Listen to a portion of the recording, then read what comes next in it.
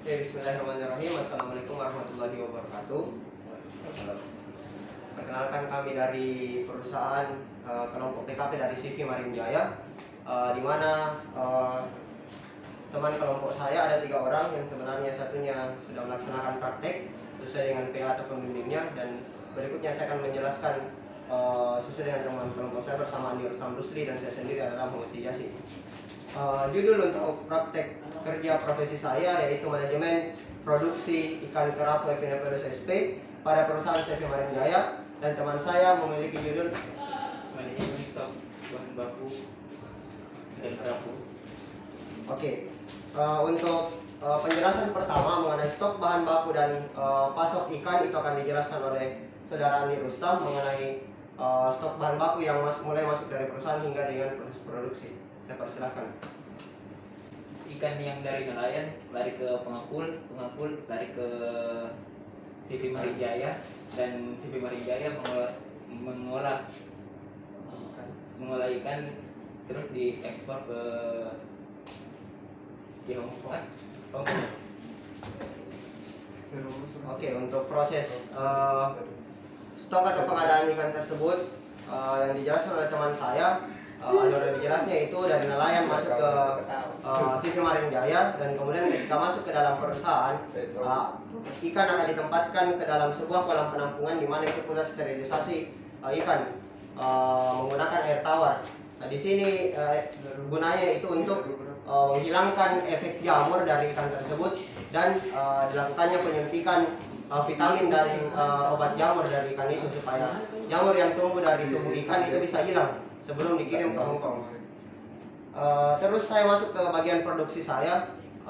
Setelah masuk ke kolam penampungan, ada yang namanya dengan kolam fertilisasi, yang dimana di sini kolamnya itu didiamkan selama 1 malam ikannya di situ untuk didiamkan di kolam yang berisi dengan obat sesuai dengan penyuntikannya. Jadi obatnya itu bukan cuma di dalam tubuhnya yang bereaksi, tetapi ada juga obat yang di dalam ada juga obat yang bereaksi di luar tubuhnya. Jadi obat itu bisa efektif untuk membunuh kuman atau jamur yang akan tumbuh di badan ikan. Terus selanjutnya ketika sebelum pengiriman akan ada juga yang namanya proses pembiusan ikan, di mana proses pembiusan itu ikan dimasukkan ke dalam contoh kecilnya wadah seperti ini, yang dimana wadah itu sudah berisi dengan pembiusan. Biusnya itu bernama MS222. MS222, tapi kita belum sempat bawa pada hari ini karena berhubung obat pembiusannya itu sangat mahal, berharga 2,7 juta. Jadi mungkin ketika kita berhalangan bisa dicek ke dalam video yang akan kita presentasikan nanti selanjutnya. Terus setelah sebelum proses pengiriman, di mana ikan itu akan contoh ikan yang kami bawa adalah ikan nila. Sebagai pengganti dari ikan praktek kami di perusahaan adalah ikan kerapu sunu atau tikus, yang dimana sebelum melakukan pengiriman dilakukannya pembiusan dan pemotongan sirip ikan.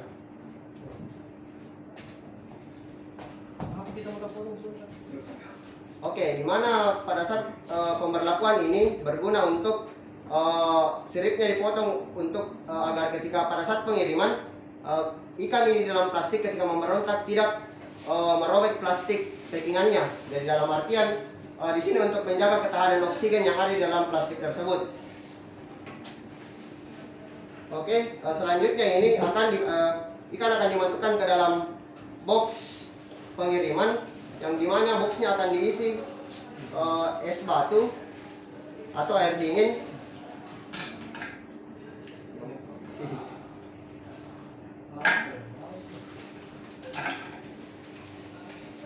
Yang dimana ini kegunaannya es batu atau air dinginnya ini untuk lebih mengaktifkan atau lebih mengefisiensi keaktifan dari obat bius tersebut. Jadi dimana obat bius ini bisa bereaksi selama 18 jam dalam masa proses pengiriman.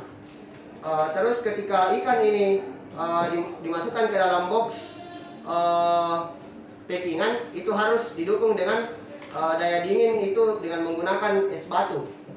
Sama hal yang dibungkus oleh teman saya, salah satu contohnya sama halnya seperti itu yang kita lakukan di perusahaan. Nah, di mana ikan ini akan dimasukkan ke dalam box yang berisi dengan air.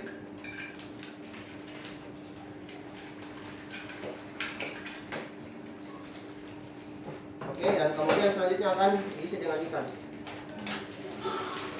Setelah ikannya masuk, akan diberi dengan oksigen.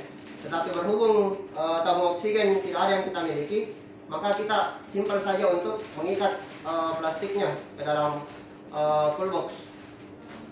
Selanjutnya kita masukkan es batu yang sudah kita bungkus dengan kertas untuk menjaga suhu dari air pembiusan yang sudah kita masukkan. Kemudian selanjutnya kita menutup packingan ini dengan menggunakan selotip bening.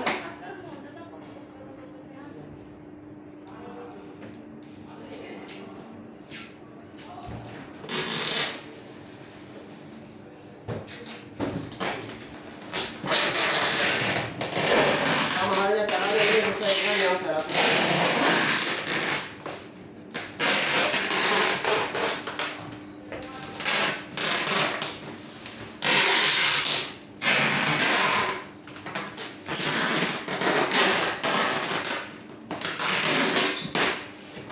Selanjutnya ketika packingan ini sudah selesai, langkah selanjutnya itu membungkus full box ini dengan menggunakan plastik, yang dimana fungsinya ini untuk menutup full box ini dengan plastik agar oksigen yang ada di dalam full box itu bisa bertahan suhu dinginnya, agar efektivitas pembiusan itu tidak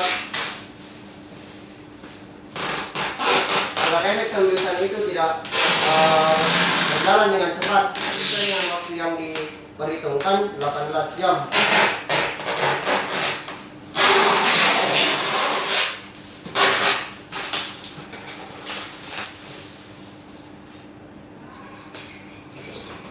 Contoh kecilnya packingannya seperti ini.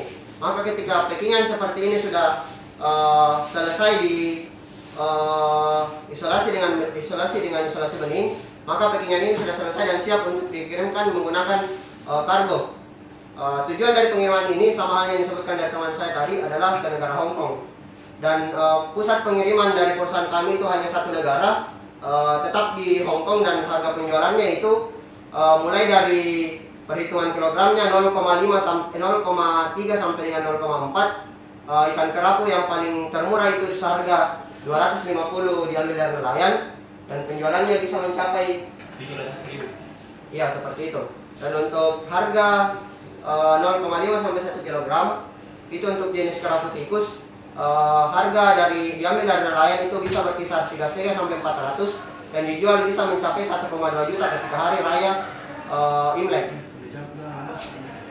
Oke, untuk proses 2 dari judul praktek kerja profesi kami, mulai dari manajemen produksi dan manajemen pengadaan stok bahan baku, sudah kami lakukan.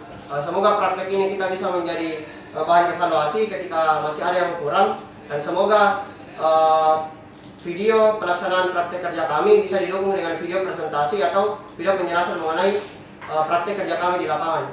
Cukup sekian dari kami. Assalamualaikum warahmatullahi wabarakatuh.